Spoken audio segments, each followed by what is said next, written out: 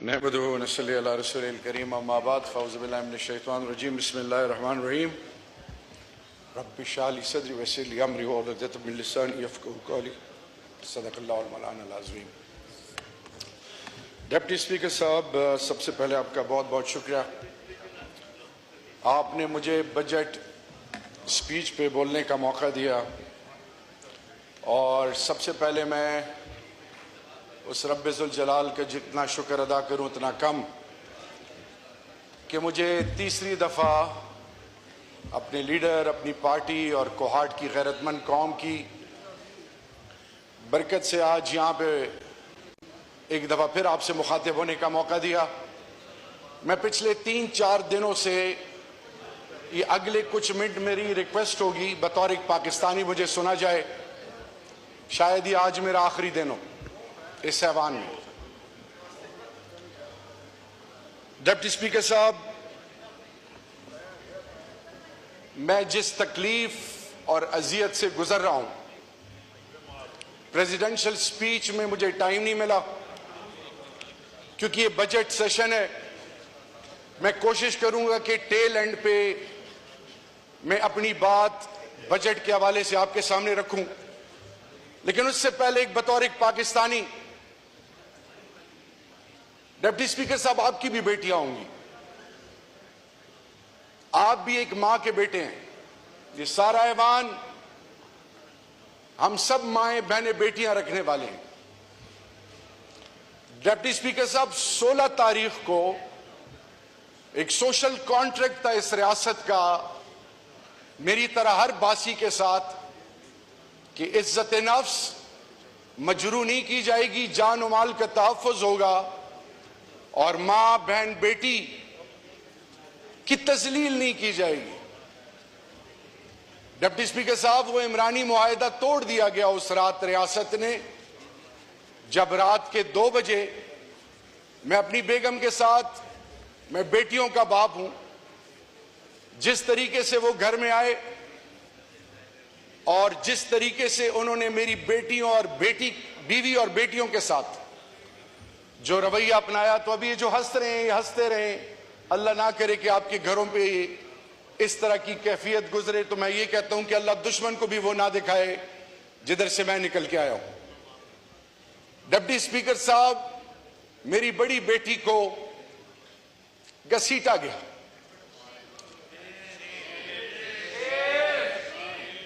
मेरी बीवी को लाते मारी गई।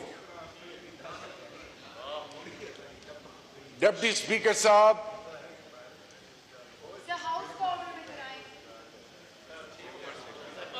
मेरी रिक्वेस्ट होगी, अल्लाह ना करे कि इनकी माओ बहनों बेटियों के साथ इस तरह हो। अगर आप 2 मिनट मेरी बात सुन ले, शायद फिर आप मुझे सुने ही ना। डिप्टी स्पीकर साहब, घर में जो हुआ, 24 घंटे एक थाने में मेरी वाइफ को और मुझे और मेरी बड़ी बेटी को रखा गया, मुख्तलिफ थानों में। 24 घंटे तक उनको यह नहीं पता था कि हमने आपको उठाया क्यों है। 24 घंटे के बाद उन्होंने कहा आपको 3 MPO में हम अडियाला जेल लेके जा रहे हैं। ठीक है, फिर इमरानी मुआहिदा उस वक्त जब मैं अडियाला जेल में, एक तरफ मेरी बीवी और एक तरफ मैं और हर किस्म के लोग गुजर रहे थे और नजरें हमारे ऊपर थी, तो मेरी नजरें झुकी हुई थी बतौर पाकिस्तानी, उस बाप का बेटा जिसको तहरीक पाकिस्तान में गोल्ड मेडल मिला था। मैं CEO था of a multinational company Germany में, जो स्किल डेवलपमेंट की आज बात कर रहे हैं। मैं वो शख्स जो कोविड में दुनिया में पाकिस्तान 5 ममालिक में जो ग्लोबली उसको वैल्यू किया गया, NCOC जिसको असद उमर और जनरल साहब हेड कर रहे थे, हार्वर्ड से मैंने कोर्स किया था, उसकी डेटा की टीम मैंने दी थी उस वक्त के जनरल बाजवा और उस वक्त के जनरल फैज को।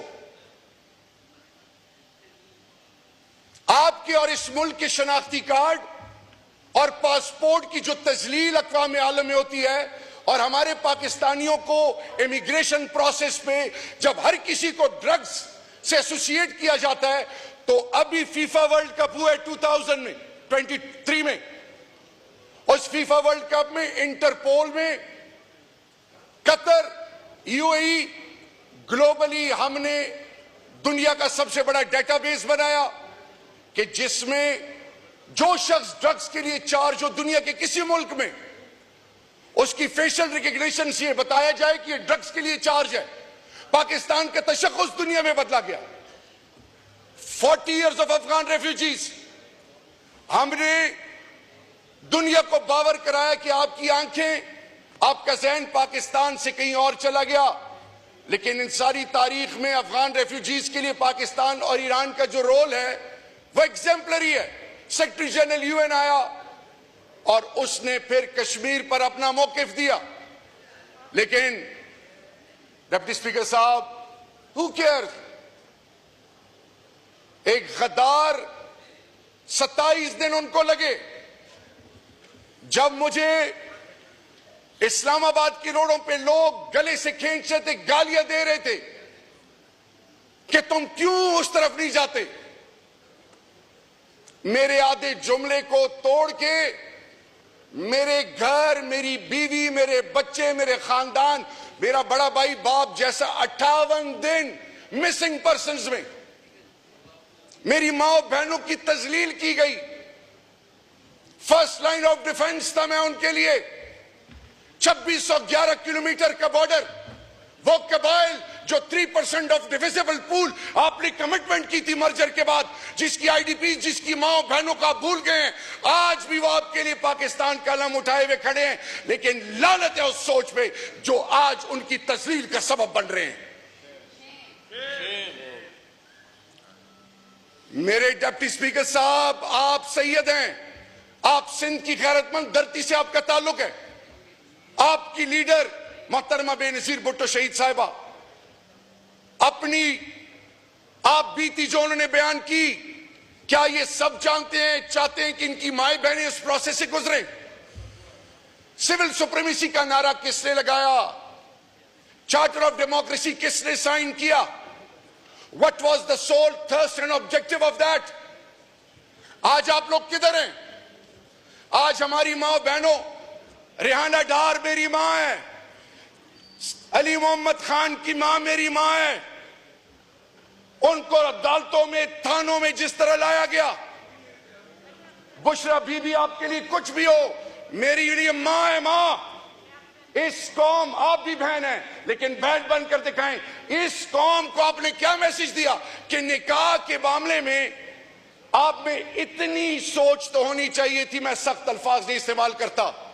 आने वाली नस्लों को क्या दे रहे हैं आप लोग? पैसे तो बाद में भी कमा लेंगे। और यहां पे एक साहब हैं जिनको मैं अपना बड़ा भाई समझता हूं, जिनके बुजुर्गों, उनको पता ही नहीं है, शायद वो सब सऊदी में थे। मेरे उनके घर का आना जाना बचपन से था। सियालकोट से उनका ताल्लुक था, मुस्लिम लीग के पुराने स्टॉलवर्ट्स में थे। और आज उनकी औलाद और उनके साहबजादे के फौज के हवाले से, कौम के हवाले से, मेरे लीडर के हवाले से, ऐवान के हवाले से शर्म और गैरत दिलाने की बातें करते थे। मैं उम्र में बड़े हैं मुझसे, मुझे अपनी तरबियत इजाजत नहीं देती। आज आप लोग कहां पे खड़े हैं? आप इस चीज का इंतजार कर रहे हैं कि फिर इतने अरसे बाद एक दफा फिर जुल्फिकार अली भुट्टो शहीद के बारे में जब ये आज सुप्रीम कोर्ट फैसला करती है, तो आप इस वक्त तक इस इंतजार में कि खुदा ना खास्ता फिर कोई ऐसा मौका है और फिर हाथ रगड़ते रहे। ये मुनाफकत है कि मेरे साथ बैठ के कहें कि आप सही डटे हुए हैं, पीछे हो तो आप एक और सोच अपनाएं। ये मुनाफकत है, ये लानत और पिटकार है, ये उस रब की। और कल यहां एक साहब आए इस कुर्सी पे बैठने के लिए, किसी ने ताली नहीं बजाई, अकेले आया, सर झुका के अकेले चला गया। ये दुनिया आरजी है। गैरतमंद कौमें अपनी कौम की माओ, बहनों, बेटियों, माओ, बेवाओं, यतीमों, नादारों का माल लूटने वालों को इन कुर्सियों पे नहीं बैठाती, उनको ऐसी इबरत बनाती हैं कि आने वाली नस्लें पर जुर्रत ना कर सके। ये क्या चल रहा है इस मुल्क में? ये बजट इस पे फिगर्स मेरी बहन ने कहा कि इतने करब, इतना फलाना ढिमकाना, ये सब they are clueless. User friendly budget का कॉन्सेप्ट ही नहीं है। आपने इस मुल्क के लोगों को एक चीज बावर कराई इस बजट से कि यू स्टैंड नो वेयर, कीड़े मकोड़े भी तुमसे बेहतर हैं, जियो जिस तरह जीना है, क्योंकि तुम हमारी प्रायोरिटी नहीं हो। हां, प्रायोरिटी क्या है? अभी मेरे जबान से एक लफ्ज निकल जाए इनकी लीडरशिप के लिए, ऐसे ऐसे उछलेंगे। लेकिन जब पाकिस्तान की धरती मां की इज्जत, पाकिस्तान की यतीम, पाकिस्तान की बेवाएं, पाकिस्तान के वो लोग जिनका वाली वारिस नहीं, उनकी बरकत से जो ये लोग किसी तरीके से ऐवान में पहुंचते हैं, उनके लिए आवाज नहीं इनकी निकलती। डिप्टी स्पीकर साहब, खुदा का वास्ता है, wake up before it's too late. मेरी बेटियां मुझे कहती हैं, बाबा चलो, हर रात मेरे लिए क़यामत की रात होती है। मैंने ऐद किया हुआ अपनी लीडर और अपनी धरती मां के साथ, हर बार इस्तेमाल किया ना, हर डिग्री टॉर्चर मुझे दिया। हजरत बिलाल हबशी की जबान से एक चीज निकलती थी, अहद अहद अहद। मेरी टुकड़े टुकड़े कर दे कि आवाज निकलेगी, इमरान खान पाकिस्तान, इमरान खान पाकिस्तान, इमरान खान पाकिस्तान। मैं बुत परस्त नहीं हूं।